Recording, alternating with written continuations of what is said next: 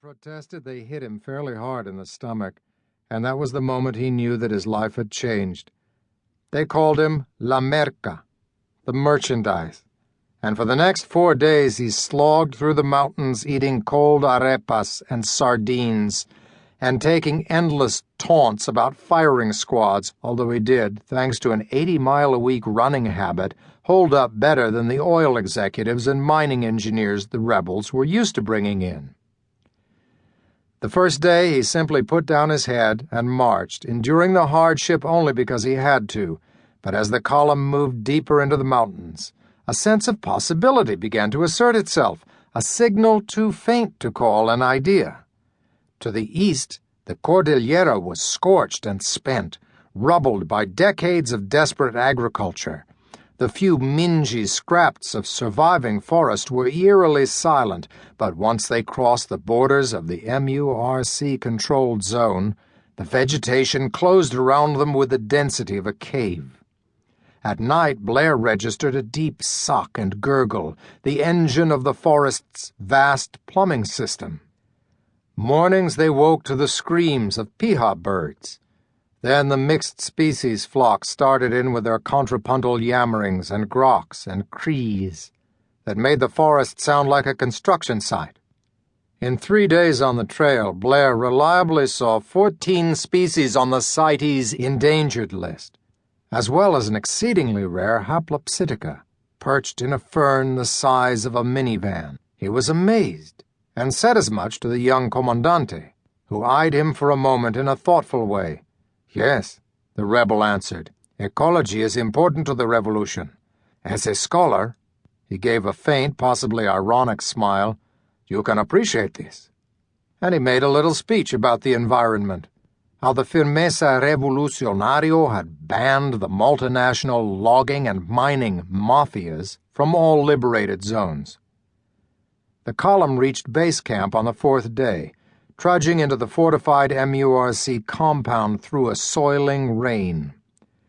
They hauled Blair straight to the Office of Complaints and Claims, where he sat for 2 hours in a damp hallway staring at posters of Lenin and Che, wondering if the rebels planned to shoot him today. When at last they led him into the main office, Comandante Alberto's first words were, "You don't look like a spy." A number of Blair's possessions lay on the desk: binoculars, camera, maps, and compass. The notebooks with a microscopic Blairian scribble. 7 or 8 subcomandantes were seated along the wall, while Alberto, the Comandante Maximo, studied Blair with the calm of someone blowing smoke rings. He resembled a late-period Jerry Garcia in fatigues, a heavy man with steel-rimmed glasses, double bags under his eyes, and a dense Brillo bush of graying hair. "I'm not a spy," Blair answered in his wired, earnest way. "I'm an ornithologist. I study birds." "However," Alberto continued, "if they wanted to send a spy, they wouldn't send somebody who looked like a spy, so the fact that you don't look like a spy makes me think you're a spy." Blair considered. "And what if I did look like a spy?" "Then I'd think you're a spy." The subcommandantes hawed like drunks rolling around in the mud. So, was it all a big joke, Blair wanted to know? Or was his life really at stake? Or both? Which meant he would probably go mad. "I'm an ornithologist," he said a little breathlessly. "I don't know how many ways I can tell you that, but it's true. I came to study the birds." Alberto's jaws made a twisted, munching motion, like he was trying to eat his tongue. "That's for the Secretariat to decide. All cases of spying go to the Secretariat, and even if you are what you say you are, you'll have to stay with us while your release is arranged."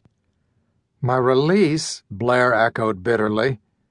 "You know kidnapping is a crime in most countries, not to mention a violation of human rights." "This isn't a kidnapping. This is a retención in the socio-political context of the war.